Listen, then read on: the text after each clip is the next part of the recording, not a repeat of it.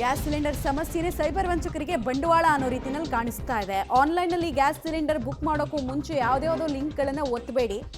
ವಂಚನೆ ಮಾಡೋದಕ್ಕೆ ಹೊಸ ಹೊಸ ದಾರಿಗಳನ್ನು ಮತ್ತು ಸದ್ಯಕ್ಕೆ ಟ್ರೆಂಡಲ್ಲಿರೋ ವಿಚಾರಗಳನ್ನೇ ಸೈಬರ್ ವಂಚಕರು ಇಟ್ಕೊಳ್ತಾರೆ. ಏಜೆನ್ಸಿಗಳ ಹೆಸರಲ್ಲಿ ನಿಮ್ಮ ಮೊಬೈಲ್ಗಳಿಗೆ ಮೆಸೇಜ್ ಬರ್ಬೋದು, ನೀವು ಬುಕ್ ಮಾಡಿ ನಾವು ನಿಮಗೆ ಗ್ಯಾಸ್ ಒದಗಿಸ್ತೀವಿ ಅಂತ ಮೆಸೇಜ್ ಇರುವಂತಹ ಲಿಂಕನ್ನು ಅಪ್ಪಿತಪ್ಪಿ ಏನಾದರೂ ಒತ್ತಿದ್ರೆ ಮುಗೀತು ನಿಮ್ಮ ಬ್ಯಾಂಕಲ್ಲಿರುವಂತಹ ದುಡ್ಡಿನ ಕತೆ ಅಂತ. 112ಗೆ ಕರೆ ಮಾಡಿ ವಂಚನೆಗೆ ಒಳಗಾಗಿರೋರು ಈಗಾಗಲೇ ಕೆಲವರು ಮಾಹಿತಿಯನ್ನು ಕೊಟ್ಟಿದ್ದಾರೆ. ಬೆಂಗಳೂರಿನ ಗ್ರಾಹಕರೇ ಎಲ್ಲಿ ಪ್ಯಾನಿಕ್ ಭಯ ಇದೆಯೋ ಅಂತಹ ಕಡೆನೇ ಇಂಥವ್ರದ್ದು ಬೇಳೆ ಬೇಯೋದು. ಸ್ಪೆಷಲಿ ಈಗ ಪಾಪ ಒಂದು 50 ವರ್ಷ 60 ವರ್ಷದವ್ರಿಗೆಲ್ಲ ಮೊಬೈಲ್ ಈಗ ನೋಡ್ತಿರ್ತಾರೆ, ವಾಟ್ಸಪ್ನಲ್ಲಿ ಬಂದಿದ್ದೆಲ್ಲ ನಿಜ ಅಂದ್ಕೊಳ್ತಿರ್ತಾರೆ. ಯಾವುದೋ ಮೆಸೇಜ್ ಬಂದಿದ ತಕ್ಷಣ ನಮಗೆ ಏಜೆನ್ಸಿಯವ್ರು ಕಳಿಸಿದ್ದಾರೆ, ನಮಗೇನೋ ಉಪಕಾರ ಮಾಡ್ತಿದ್ದಾರೆ ಅಂತ ಅಂದ್ಕೊಳ್ತಾರೆ.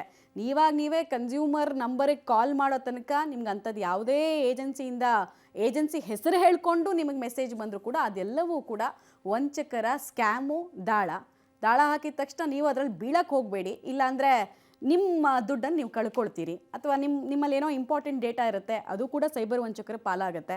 ಅದ್ರ ಮೂಲಕ ನಿಮ್ಮ ಮಕ್ಕಳಿಗೆ ಪ್ರಾಬ್ಲಮ್ ಆಗುತ್ತೆ. ಸೊ ಯಾವ ಏಜೆನ್ಸಿ ಕೂಡ ನಿಮಗೆ ಗ್ಯಾಸ್ ಬುಕ್ಕಿಂಗ್ ನಮ್ಮಲ್ಲಿ ಮಾಡ್ಕೊಳ್ಬೋದು ಲಿಂಕ್ ಒತ್ತಿದ್ರೆ ಅಂತ ಹೇಳಲ್ಲ.